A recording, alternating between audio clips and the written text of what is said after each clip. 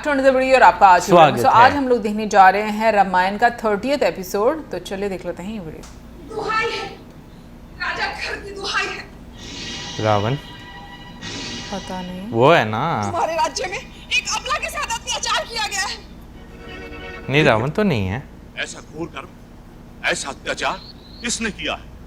इस दंडक वन में किसका साहस है कि हमारी बहन का अपमान करे? रावण ही है। वो जो भी है, देवी आसुर, उसने तुम पर हाथ उठाकर अपनी मृत्यु को ललकारा है। उस अभागे का नाम बताओ बहन। राम और लक्ष्मण। राम और लक्ष्मण?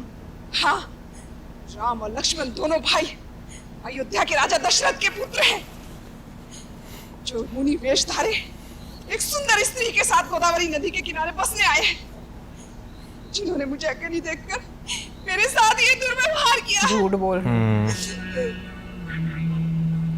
यदि तुम मेरे सच्चे भाई हो तो मेरे अपमान का उनसे बदला लो। मेरे इस गांव को उन दोनों के रक्त से धोया जाए, तभी मेरे मन को शांति मिलेगी। दो मानव कुमारों का ये साहस, धरती पर रेंगने वाले मनुष्य होकर एक राक्षस कन्या पर हाथ उठाने की धृष्टता। महाभट्ट भूषण, महाभट्ट दंड कारण्य का गुप्त समाचार रखने वाले और वीर अकंपन, वो कौन है जिन्हें महाबली वीर घर का डर नहीं? राजन, हो न हो ये वही अयोध्या के दो राजकुमार होंगे जो देश निकाला पाकर वनों में दर दर भटकते फिर रहे हैं। दंड कारण्य के भीतरी भागों से यदा कदा समाचार आते रहे हैं कि दो क्षत्रिय कुमार तपोवन के ऋषियों की रक्षा कर रहे हैं। जो राक्षस उधर आता है वो उसे मार डालते हैं। सुना है उनके कारण राक्षसों ने तपोवन में ऋषियों का शिकार करना छोड़ दिया है। हमें पहले सूचना क्यों नहीं दी गई? ये सब कुछ हमारे राक्षस राज्य की सीमा के बाहर हो रहा था, इसलिए हमने आर्य ऋषियों की सीमा में जाना उचित नहीं समझा।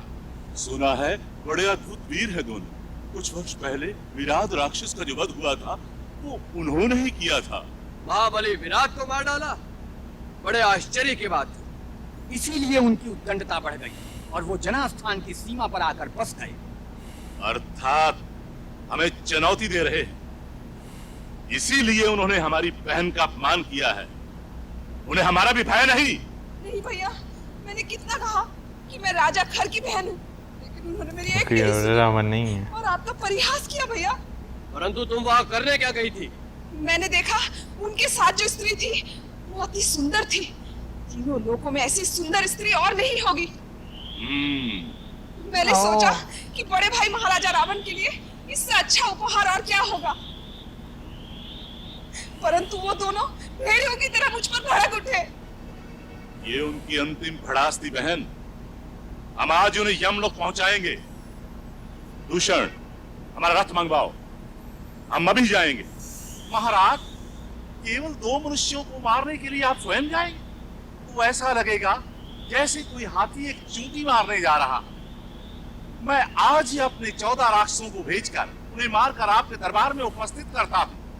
अच्छी बात है कालभट्ट, अपने उन 14 सैनिकों से कहो कि वो पंचवटी की उस कुटिया का तिनका बिखेर दें।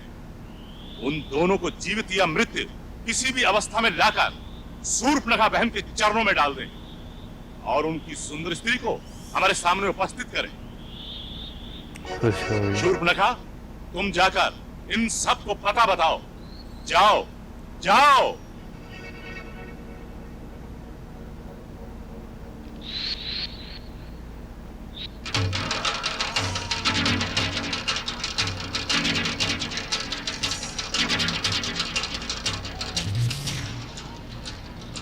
कितने बड़े बड़े दिखाए हुए ना।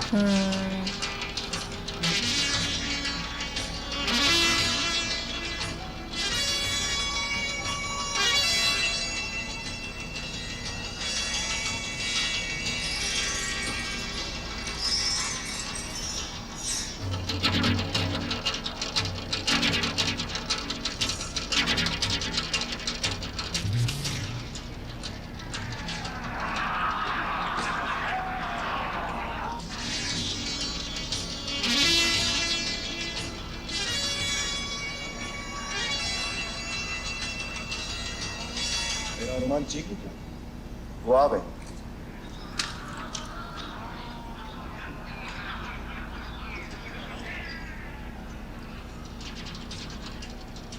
जनस्थान के राजा श्रीमान खर ने तुम्हें दंड देने के लिए हमें भेजा है और ये आज्ञा दी है कि जो सुंदर स्त्री तुम्हारे साथ आई है उसे उनकी सेवा में उपस्थित किया जाए।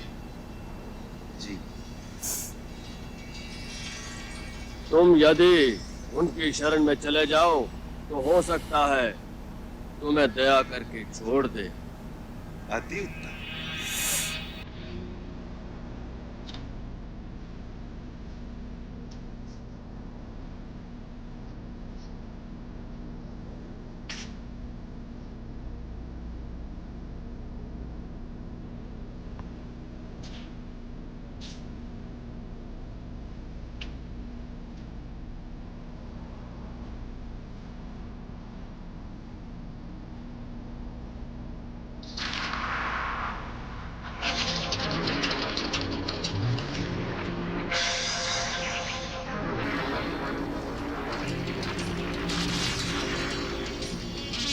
सूप न खा के पंख उड़ गए, परेशान हो गई है।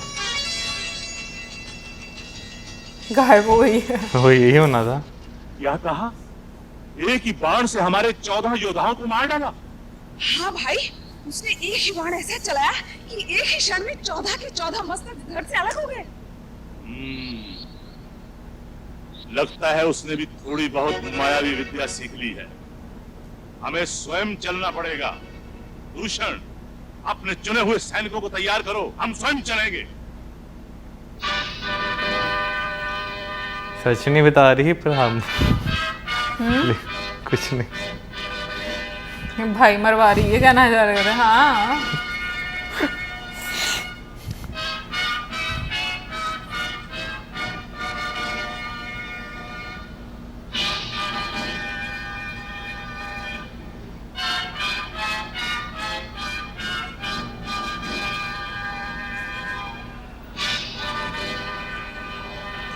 आओ सबको मरवाऊं।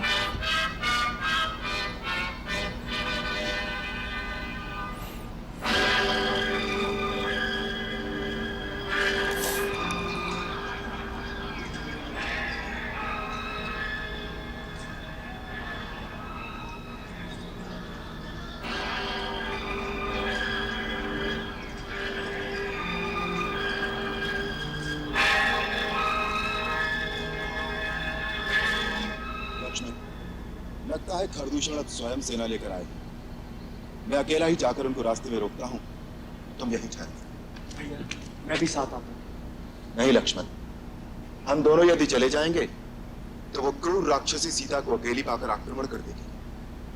तुम यहीं सजग रहकर सीता की रक्षा करो, मैं अकेले ही उनसे निपट लूंगा, मेरी चिंता मत करो। मुझे आपकी चिंता नहीं भैया, मैं तो ये कह रहा था उनसे मैं अकेला ही निपट सकता हूँ। अवश्य निपट सकते हो, परंतु इस समय तुम यहीं ठहरो।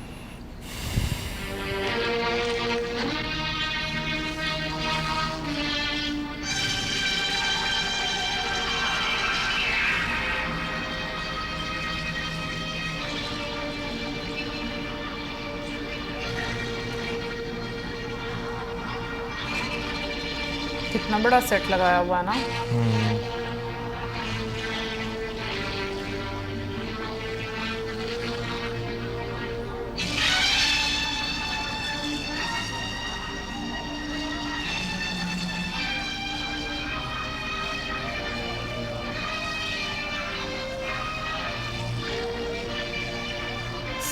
से उछल कूद रहे हैं।